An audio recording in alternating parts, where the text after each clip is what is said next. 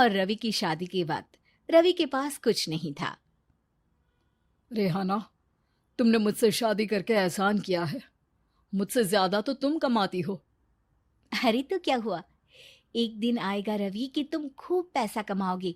मुझे तुम पर पूरा विश्वास है। रवि और रेहाना खुद को स्टैंड करने के लिए पूरी मेहनत करते। रेहाना, मैं नौकरी नहीं करना चाहता हूँ। तो कोई बात नहीं, मैं नौकरी करके घर चलाती हूँ, तुम बिजनेस सेट करने की कोशिश करो। एक दिन। रेहाना, तुम जानती हो, मैंने जो विज्ञापन बनाने वाली कंपनी खोली थी ना, उसे बड़ी ब्रांड का ऑफर आया है। अब हम लोगों के दिन ब्यारे न्यारे हो गए हैं।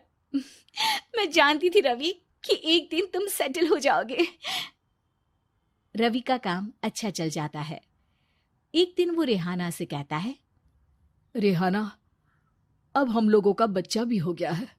बहुत छोटा है वो। उसका ख्याल कैसे रखेंगे हम? कैसे क्या, मैं गांव से माँ को लेकर आ जाती हूँ। नौकरी से हाफ डे ले लिया करूंगी।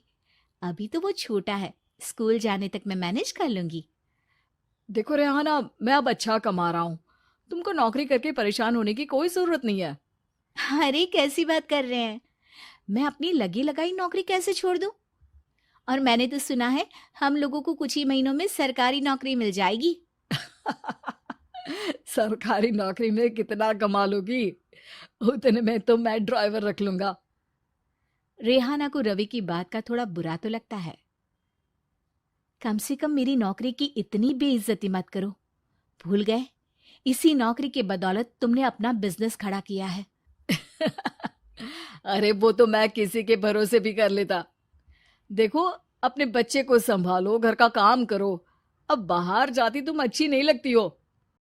रेहाना रवि के कहने पर नौकरी तो छोड़ देती है, लेकिन अब बड़े से घर में उसकी कीमत किसी नौकर से कम नहीं होती। एक दिन रवि का दोस्त आता है। भाभी, हम लोग तो आपको तब से जानते हैं जब से आप लोग शादी होकर इस शहर में आए थे। आपकी बदौलत ही सारा बिजनेस खड़ा हुआ है। ये किस्मत तो आप ही की है भाभी। हाँ हाँ भाई, हमारी मेहनत तो कुछ है ही नहीं। अरे होगी, लेकिन भाभी की किस्मत के आगे कुछ नहीं। दोस्त वहां से चला जाता है, लेकिन रवि का गुस्सा सातवें आसमान में होता है। देखा कैसे बोल रहा था? अरे बिल्कुल अच्छा आदमी नहीं है ये। कैसी बात कर रहे हैं आप? प्रशांत भैया तो बहुत अच्छी इंसान है रवि। कैसे उन्होंने हमारे मुश्किल वक्त में हमारा साथ दिया था। अरे था पैसा तो साथ दिया, नहीं तो कौन पूछता है? रवि का व्यवहार पैसा आते ही अलग हो गया। वो बंदे को बंदा नहीं समझता। घमंड से घिरे रवि ने तो एक दिन हद ही कर दी। रेहाना, मैं अब तुम्हारे साथ नहीं रह सकता हूँ। क्या? क्या बकवास कर रहे हो रवि? क्या कहना चाहते हो? और क्यों नहीं रह सकते तुम मेरे साथ? देखो, मुझे कोई और पसंद है, और उसने साथ रहने पर बस यही शर्त रखी है कि मुझे तुम्हें तलाक देना होगा। रेहाना, जो कि एक स्वावलंबी महिला थी, उसने बिना देर किए रवि को कह दिया, कोई इश्यू नहीं, मुझे पैकिंग में 4 दिन का वक्त लगेगा, लेकिन तब तक मैं तुम्हारे साथ नहीं रहूंगी। 4 दिन के लिए तुम कहीं और शिफ्ट हो जाओ, मैं घर से निकलूंगी तो बता दूंगी। रवि घर छोड़कर चला जाता है। रेहाना को दुख होता है, वो रोती है, लेकिन व्यवहार से स्ट्रांग रेहाना को पति के वापस आने का और उसे सबक सिखाने का पूरा भरोसा था। फिर एक दिन, अरे शुशिका, कब शादी करोगे तुम मुझसे? यार मैंने तो सोचा था तुम शादी से पहले मुझे विदेश लेकर जाओगे, महंगी कार दिलाओगे।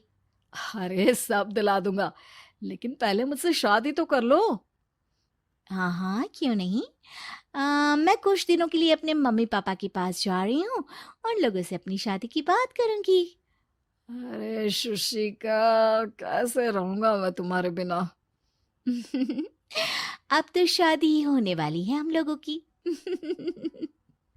शुशिका रवि को छोड़कर चली जाती है। रवि घर आता है, जहां रेहाना को ना पाकर उसे सब अजीब लगता है। घर तो रेहाना के बिना कुछ नहीं है। बच्चे की याद भी आ रही है। चलो एक वीडियो कॉल कर लेता हूँ। रवि रेहाना को वीडियो कॉल करता है, लेकिन रेहाना फोन नहीं उठाती। रात को सोते वक्त मन कर रहा है मुन्ने को गले लगा लूं। चलो कोई ना, शुशिका से शादी के बाद मेरे और भी बच्चे होंगे। अगले दिन रवि ऑफिस जाता है, जहां टीना खड़ी होती है। सर, आपने अपने नए ऐड के लिए मॉडल की रिक्वायरमेंट डाली थी ना, मैं उसी के लिए आई हूँ। रवि टीना को देखकर खुश हो जाता है।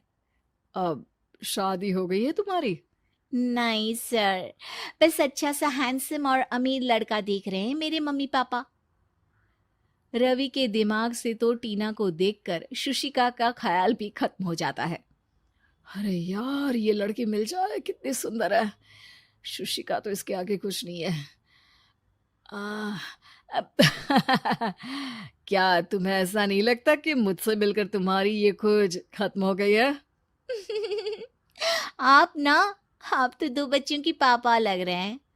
अरे नहीं नहीं, मेरी शादी तो हुई थी, लेकिन बीवी को किसी और से प्यार था, मुझे छोड़कर चली गई। खैर, टीना की दोस्ती रवि से हो जाती है, लेकिन 1 महीने बाद शुशिका रवि के पास वापस आती है। मेरे मम्मी पापा तुमसे मिलना चाहते हैं, लेकिन उन लोगों को ये मत बताना कि तुम पहले से शादीशुदा हो, और हाँ, शादी से पहले अपनी सारी प्रॉपर्टी तुमको मेरे नाम करनी होगी। अरे पागल, अब मैं तुमसे शादी ही नहीं करना चाहता। भला ऐसी लालची औरत से कौन शादी करेगा?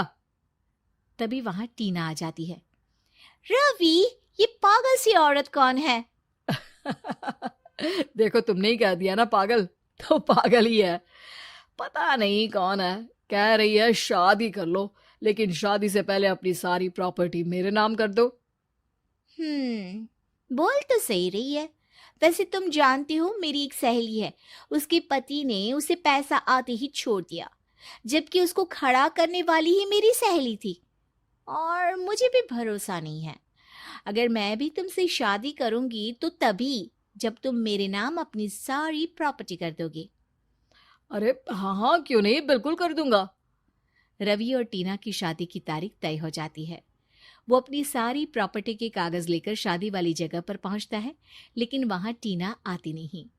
रवि टीना को मैसेज करता है। कहाँ हो? सॉरी, मैं तुमसे शादी नहीं कर सकती, मुझे तुमसे भी ज्यादा पैसे वाला मिल गया। रवि को गुस्सा आ जाता है। वो गुस्से से सारा डेकोरेशन तोड़ रहा होता है कि वहां रेहाना आ जाती है। सर, क्या हो गया? क्या डेकोरेशन पसंद नहीं आई आपको? तुम यहाँ क्या कर रही हो? मैं यहाँ की डेकोरेटर हूँ। क्या आपको पसंद नहीं आई यहाँ की सजावट? रवि दौड़कर रेहाना के गले लग जाता है। मुझे माफ कर दो रेहाना। रवि रेहाना के गले लग जाता है और रेहाना टीना को थैंक्स का मैसेज करती है।